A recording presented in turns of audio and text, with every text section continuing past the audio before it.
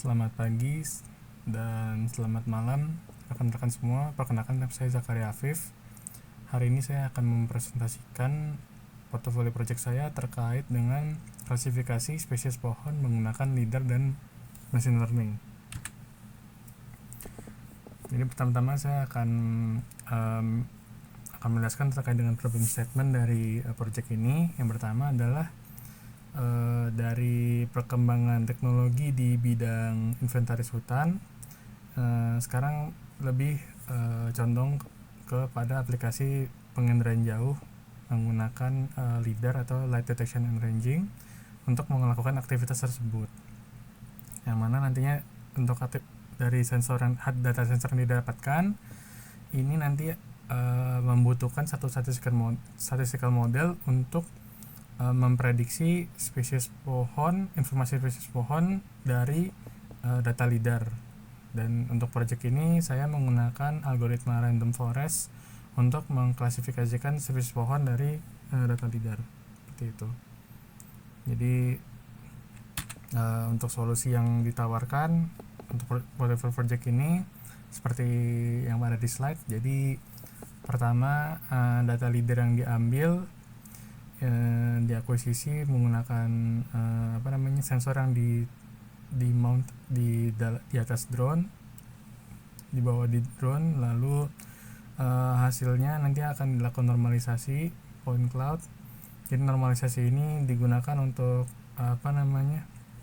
mengubah informasi tinggi yang ada di data LIDAR, sehingga nanti informasi tingginya mengacu kepada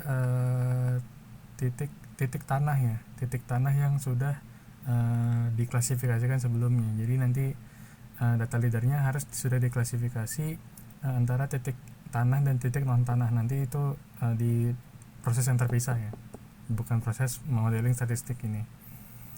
Lalu setelah itu nanti kita akan melakukan ekstraksi LIDAR matrix, yang mana di sini nanti kita akan menciptakan beberapa feature-feature yang sebagai sebagai variabel untuk model statistiknya, yang mana nanti fitur-fitur ini didapatkan dari perhitungan beberapa formula dari data LIDAR yang sudah diambil. Jadi data LIDAR ini kan terdiri dari beberapa informasi.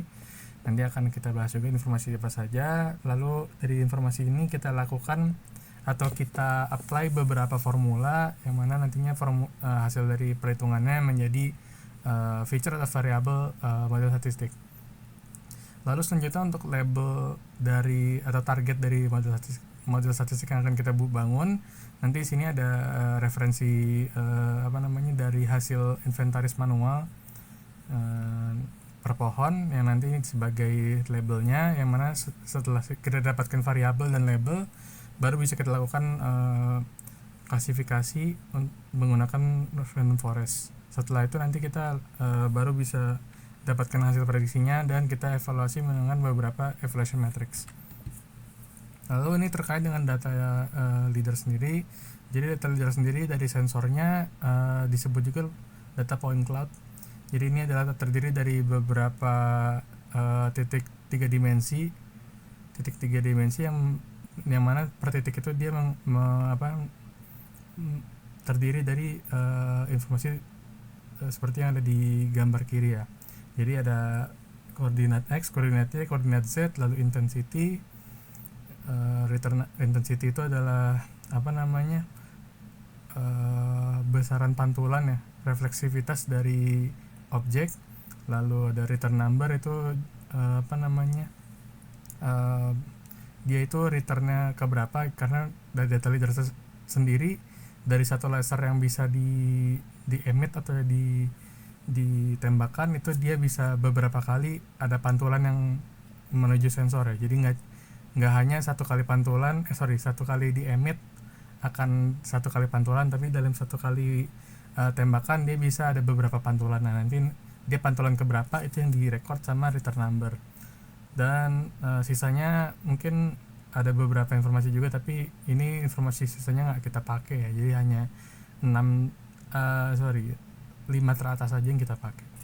Lalu nanti data LIDAR bisa seperti dilihat, ini akan seperti yang ada di bawah ya. hasil visualisasinya biasanya divisualisasikan dalam view 3 dimensi seperti yang ada di bawah ini. Jadi struktur pohon itu sangat tergambarkan secara detail ya, dengan menggunakan data leader.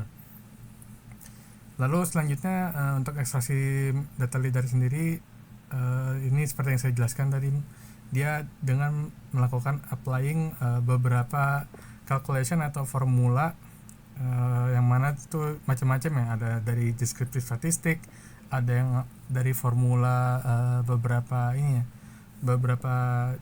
riset-riset yang similar.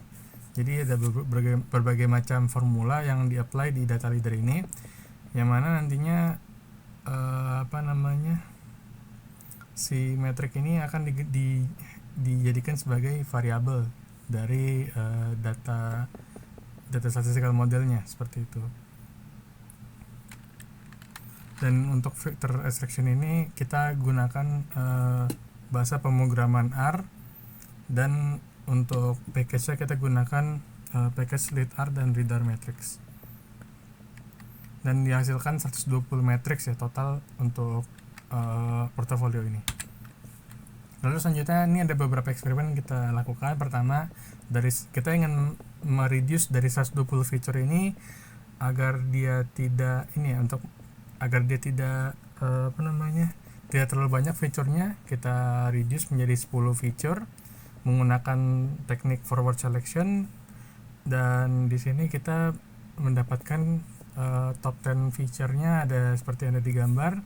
Jadi ada beberapa feature yang dihasilkan dari Z, dari elevation, ada juga yang dari proportion of returns, jadi dari data returns tadi, dari data pantulan. Lalu ada juga dari data intensity ya, jadi dari reflektansi si objeknya, seperti itu. Seberapa kuat reflektansinya itu intensity, ada beberapa juga yang dipakai ya rumusnya. Jadi dia 10 fitur ini sudah mencakup hampir semua informasi datanya. Lalu dari 10 fitur tadi kita lihat di pojok bawah kanan untuk hasilnya sendiri. Dari penambahan setiap fitur dia performanya meningkat ya, performa modelnya meningkat hingga sudah ketika mencapai di 9 dan 10 feature dia cenderung stagnan, seperti itu. Lalu selanjutnya sini ada eksperimen terkait dengan hyperparameter.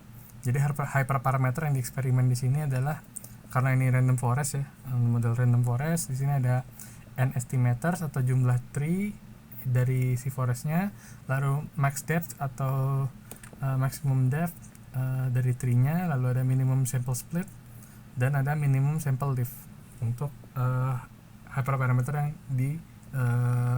dieksperimenkan. Lalu hasilnya seperti ada di gambar kanan. Jadi untuk max depth dia semakin bertambah, dia semakin mengurangi mean score-nya. Kalau mean sample lift dia kebalikannya, sample split dia sama seperti max depth ya. Dan untuk n estimator dia sama seperti mean sample split dan max depth. Lalu dari hasil ini kita gunakan juga scikit-learn grid search CV ya, nama ininya, package dan nama function yang digunakan. Lalu selanjutnya base parameter yang kita dapatkan adalah max depth 10, mean sample lift 4, mean sample split 2, dan n estimator 100. Lalu selanjutnya untuk model performance-nya seperti ini. Jadi datanya dibagi menjadi 80-20 training set and test set. Lalu untuk kita lakukan juga key cross validation, kita pilihnya key-nya jumlahnya 5. Jadi ini untuk menghitung akurasi data training set ya, dari training set. Lalu selanjutnya baru kita fit modelnya dan kita tes ke test set ya. Dan di sini kita coba bikin 3 skenario. Jadi skenario pertama itu adalah modelnya di fit di semua metrik 120 metrik dengan hyperparameter default dari scikit-learn. Lalu yang skenario 2 kita gunakan selected metric, jadi 10 metrik dengan default hyperparameter. Yang ketiga kita pakai fit modelnya di 10 metrik dan hyperparameter yang terbaik sesuai dengan proses yang tadi. Jadi performance bisa kita lihat seperti yang ada di kanan. Jadi untuk skenario 1, 2, 3 sebenarnya nggak terlalu jauh ya bedanya. Jadi range-nya di 0,68 hingga 0,74. Jadi masih mendekati semuanya, dengan hasil yang terbaik di sini masih di skenario 1. Jadi semua metrik digunakan, 120 metrik digunakan dengan hyperparameter default. Itu masih yang terbaik dengan akurasi yang cukup rendahnya di skenario 3 malah di ketika selected metric digunakan dan selected hyperparameter digunakan.